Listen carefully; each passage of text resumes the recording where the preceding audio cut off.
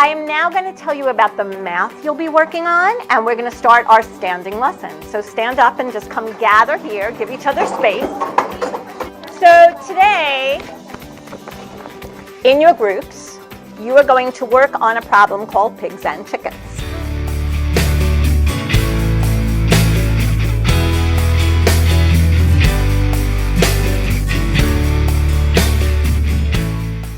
And finally, what do they have to do to prove they're right? They have to add that into. Go for it, Thomas. Tell us what you get when you add 22 and 24. And he's representing his group here. 46. Is that how many feet are on the farm? Do you guys agree that they found the right combination there? Yeah, right? I'm trying something different this morning. I thought perhaps we would warm up with a family splat. Here comes our first splat problem. How many dots do you see? How many dots are still hiding under that splat? I know under that splat there are 3 dots. That makes sense to me because there are 6 on the outside, and with 3 more on the inside, I have 9 all together.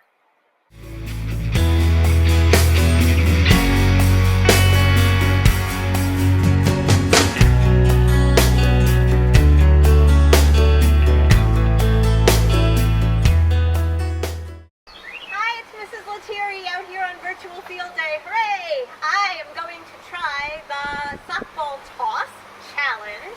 We're going to do the right hand toss. I am right-handed. And I'm going to just keep trying it till I sink it. Wow! Right away! Woohoo! On to the left hand toss. Here we go. A little harder, left hand. Huh? Oh, a little short. Yes! 2 down. Okay, now it gets tough. Up and in. Oh. This could be a while. A little short. A little more. Yes! Woohoo! In grade 3, we lay the foundation for equivalent fractions visually. We begin showing students who have been introduced to fractions and fraction notation that you can look at fractions and see some fractions that have the same value or physically take up the same amount of space. So in the below problem, we can visually see that the 2/3 outlined here take up the same amount of space as the number of ninths that end in the same place. We also note to students in 3rd grade that the wholes have to be the same to think about equivalence or comparing fractions in any way. And as you can see here, we see that 1, 2, 3, 4, 5, 6 ninths would in fact be the same or equivalent to 2/3. In grade 4, we continue on with that work on equivalence. As you can see in this visual over on the side, we can see immediately an equivalent relationship of 8ths to 12ths taking up the same amount of space. We can see that 6 of those 8ths take up the same amount of space or have the same value as 9/12ths. But we begin to also think about greater than, less than relationships. 9/12ths is also greater than only 5 of the 8ths, and 5 of the 8ths is actually greater than only 6 of the 12ths. While we're continuing to build up the foundation for comparing fractions, 4th graders also begin to extend their understanding of addition and subtraction from whole numbers to fractions with like terms, with like denominators.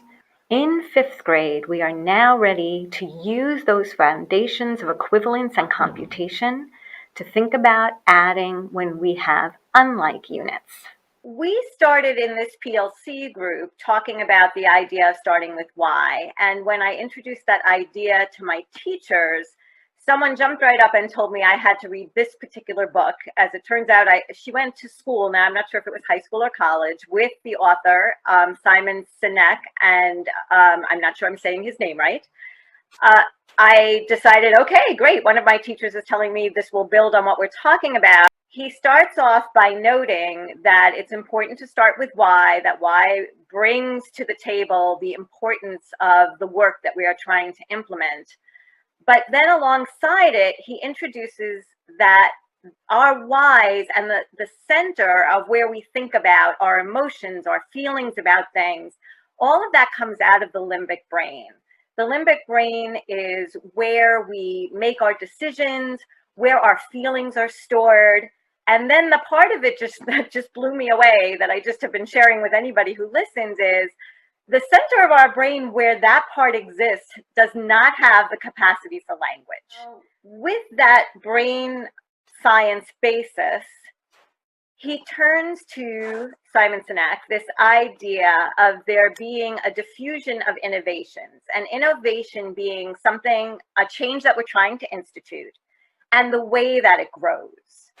And he explained that in the beginning, we, say the coaches, are the innovators. There's somebody who wants to institute some sort of major change. And after that, you will find in general that there will be a small group of people who want to hop right on board with very little convincing needed. And he calls those the early adapters. The Rec and Rec is a particularly useful tool because it anchors to 5 and 10.